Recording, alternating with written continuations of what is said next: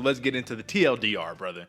All right, my man. UFC London number 2. This is the betting sheet. And, brother, we had a wash last week, and we had very different picks, right? We had different overs, different unders, different methodologies, right? We find ourselves here, and we only have one differing pick, man. And it's the one that I'm like, I can't believe this is happening. I can't believe that I'm doing this to myself. AJ, I'm picking Curtis Razor Blades, the man who has been knocked out by Francis Ngannou twice and Derek Lewis once, the only people to ever defeat the man.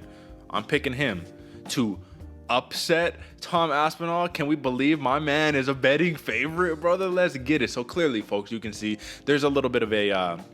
how would you say? I'm at a crossroads, right? On one hand, I'm the biggest fan of Tom Aspinall. On the other hand, I want to win money. On the other hand, I want to win this competition. So I have to go against the grain. And I think that experience trumps all. I think that an indomitable wrestling force like Curtis Blades trumps all here, AJ. Why are you rolling with my man Tom Aspinall? Because if I remember correctly, when it was Chris Daukaus versus Derek Lewis, you rolled with the Daukaus, bro. So talk to me through it. Talk me through it. I did, Derek. I did, man. And honestly, this is probably one of the biggest picks right here that I'm a little shaky on. I've been going back and forth for a while now, thinking like, what's going to happen? All the X, Y, and Z. Because I like Curtis Blades, man. He might be a wrestler, but homeboy can bang. Homeboy can come in and strike. But what really did it for me, man, is remembering how fast and efficient Tom Aspinall handled Andrei Arlovski. Yep. When I saw that happen, snatched up that choke real quick, got it done. I was like, man, he can do a lot. He can do a lot, and that a lot of people are kind of underestimating him. We might see something like that. I don't think we're going to see a knockout. I don't know, man. Honestly, this is the one where I was a little like back and forth on what to choose. Yep. Went with the favorite. Yeah. Well, there you go, man. And the odds makers, they got very high praise, my man Aspinall, in London too. So this is a home game for him as well. So let's walk through the other ones because we have the same picks for everything else. Chris the Action Man Curtis, Paddy the Baddy Pimblett, Nikita Krylov, Molly McCann, and Paul the Berju Craig. Those are your locks for UFC London number 2. Now we're just gonna call it UFC London, but I just wanted to differentiate just a little bit, right? So AJ, man, when we walk through it just one more time, I mean, Chris Curtis, he is fighting Jack Hermanson. I think that he can get the job done. We already talked about how he has a little bit of that cheat code in him, the Sean Strickland experience, having the cornering. Paddy Pimblett versus Jordan Levitt, man. Obviously, folks, we're gonna break all of this stuff in depth real fast, but this is the TLDR in case you just want to get in and get out, right? Paddy Pimblett, Jordan Levitt. If it comes down to it, man, both incredible grapplers.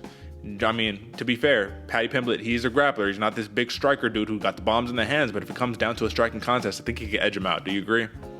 I agree with you. I mean, and usually when we see the two grapplers go at it, it ends up in a striking battle. Yeah.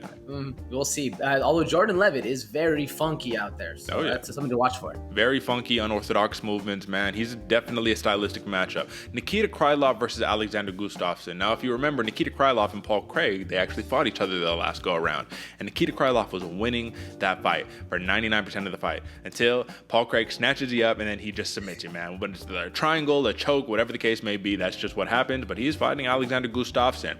Now, listen, man, in a normal situation, I've always had high praise for Nikita Krylov, but also, this is Alexander Gustafsson, so name-wise, most people are probably saying, bro, how can you not roll with the Mauler? How can you not roll with Gustafsson? Well, it's been a long layoff for my man, and things aren't the same. It's like John Jones comes back right now. Are you betting on him to win?